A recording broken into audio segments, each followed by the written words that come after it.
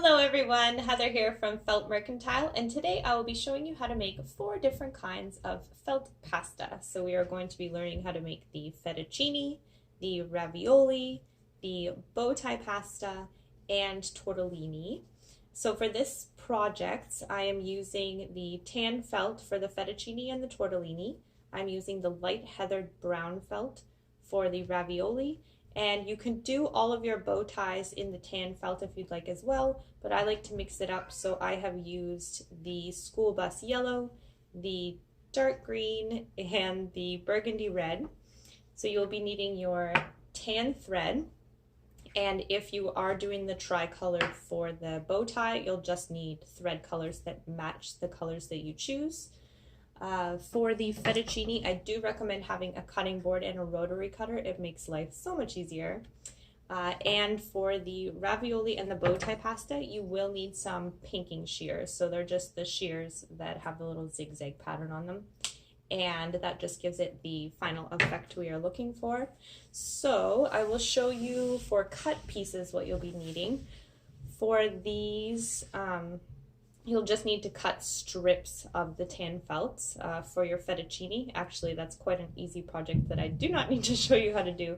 That's basically all you do. They're about, I'd say, 1/4 inch thick that I've done, and that's all you really do to make the fettuccine. For the ravioli, I'm using these heathered light brown squares, and they are 2 pieces for 1 piece of ravioli, and they're about 3 by 3 inch squares. For each piece of tortellini, you'll be needing one of these tiny squares, and they're about I'd say 2 by 2 inch squares. And then for the bow tie pasta, I'm using these tiny little rectangles, and they are about 1 inch by 1.5 inches or 2 inches. So that is all you'll need for that. I think I will get set up and I will show you how to make the ravioli first. Since you already know how to make the fettuccine, you didn't even have to do any sewing on that project at all, which is always quite enjoyable. Oh, for the fettuccine though, I wouldn't go less than 1/4 inch, because if you're getting too thin in your slices, in your strips, then it'll just tear. It'll tear quite easily, and they're not really good for play food if they can break quite easily. So let me get set up and I'll be back in a second to show you the raviolis. All right, so for the raviolis, we'll be taking 2 of these squares. You're just going to want to come about, let's say, 1/2 inch in from the edge, and put your needle through. This will be the inside, we'll be hiding it.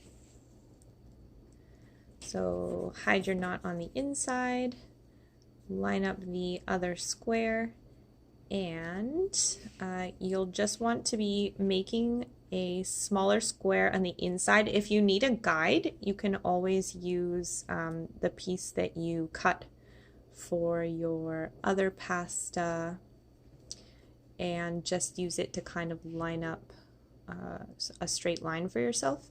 And then you're just going to want to do a straight stitch, so down through the top and up through the bottom in a line.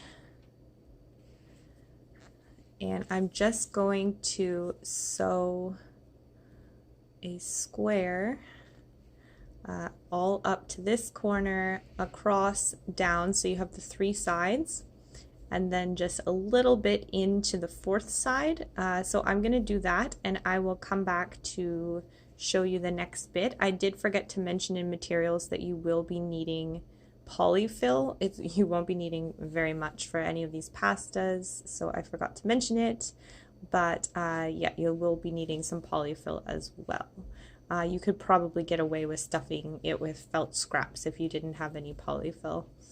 Yeah, so I'm just going to continue doing this, and yeah, I will see you in a moment to show you the next steps.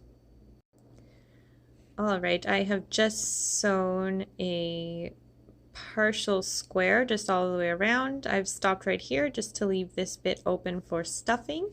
And then I didn't tie off my thread because we're going to continue sewing, but you'll just want to take a bit of stuffing, and I like to push it to the side that I've already sewn. You really don't need too much, it's just to give it a little bit of shape. Actually, I don't need that much. Yeah, and then just fill out the corners as best you can, then pinch it and finish sewing your line. So in through the bottom, down through the top, until you get to the corner where you started.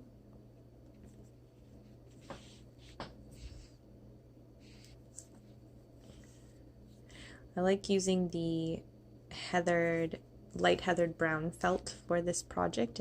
I think it looks like whole wheat pasta. Just anything to give it a little bit of variation if you're doing all four types of pasta. Nice to be able to differentiate them. Alright, now that we're down at our original corner and this is all closed, we can go in on the back, and I just pick up the corner a little piece and tie this thread off. To do that, we just pull our end through, and then have this loop. We're going to do 1, 2, 3 loop arounds, and just give that a slow pull to close it off. And I always like to do 2 on this one just for a little bit of extra reinforcement. So pull the end through, loop around your loop 3 times. For this thread I like doing 3, and just maintain, and there we go. So that is it for the ravioli. So far we've learned the ravioli, the fettuccine, which is quite easy. Oh no, wait, sorry, that's not it for the ravioli. We need to cut the sides. So I like taking my pinking shears to just cut the edges, give it a bit of an extra effect. Ooh, it's time to sharpen these guys. And that's another way, if you haven't made a perfect square or done it perfectly centered, then this project can be a little forgiving with just cut off the excess on the edge there. So that's our 4 sides. Now that is our ravioli. That is all done there. So for these, if you're going to make like a little plate of them, you can use 3 for a smaller plate, or 5 would probably be a good amount to do of the ravioli. So we've done the ravioli fettuccine, and next I am going to move on to the tortellini. So let me get set up and I'll see you in a moment. So for the tortellini, you're going to take your little tan square. We're just going to fold it in half diagonally so you have a little triangle. I'm going to hide my knot on the inside, and I'm just going to go around and whip stitch the whole edge of this, and then just before I get to the end, I'm just going to give it a tiny little bit of stuffing. So a whip stitch is just in through the bottom, out through the top, in through the bottom, out through the top. And you're just going to want to do that all the way around.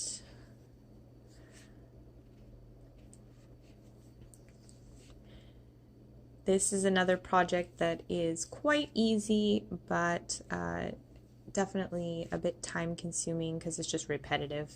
And just be doing this over and over until you get the desired amount of pastas. Just keep going and whip stitching.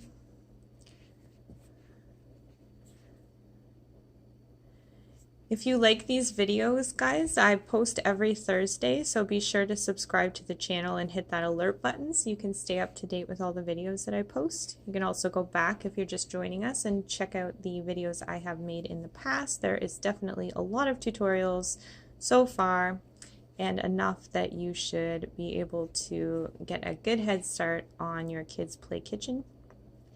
As always, if you have any requests for future videos, post it in the comments below. And if you like what you see in this tutorial, give me a thumbs up. Let me know that you like it. So I'm just going to leave this little end bit open. We're going to take the teeniest little bit of polyfill, really not much to speak of at all. I'm actually going to use my scissors, or a pokey stick would help you in this scenario. Try and keep it down towards the bottom and leave this top corner empty. You're just going to push it down and finish whip stitching along the edge.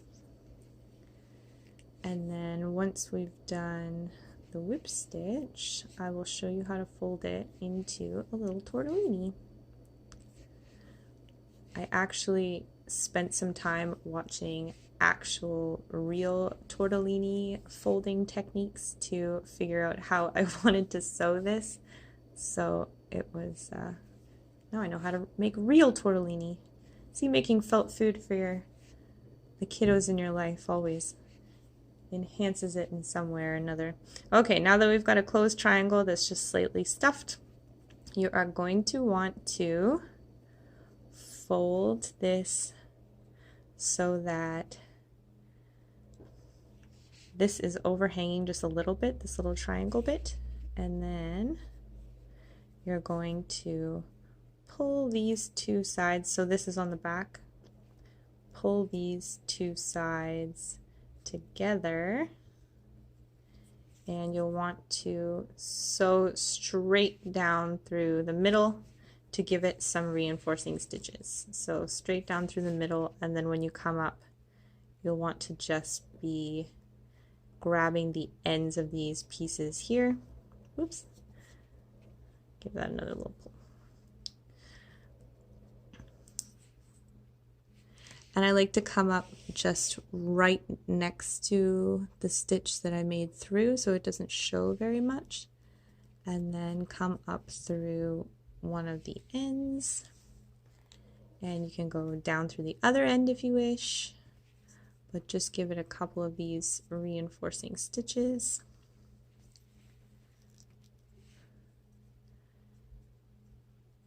And once you have enough of the reinforcement, do the same and just pick up a little bit of fabric on the back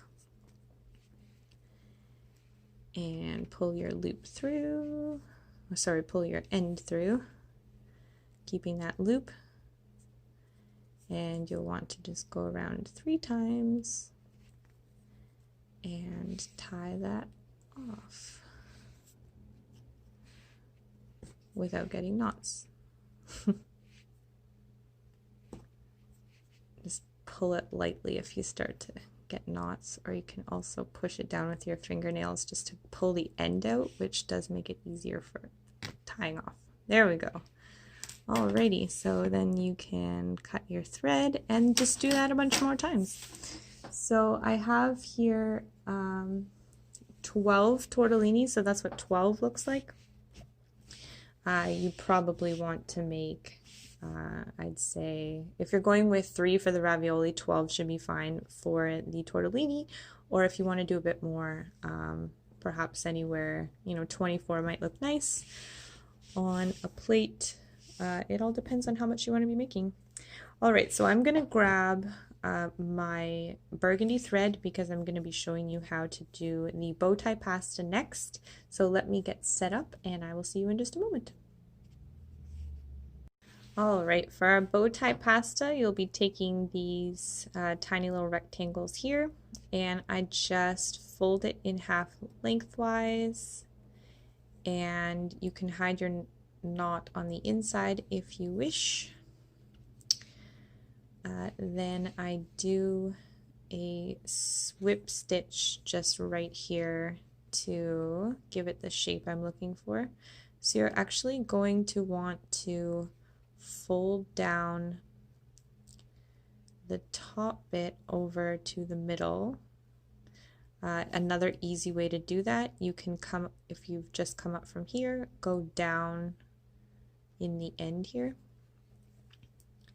And when you pull it, it should help you make the shape that you want. So it's almost like a pinch.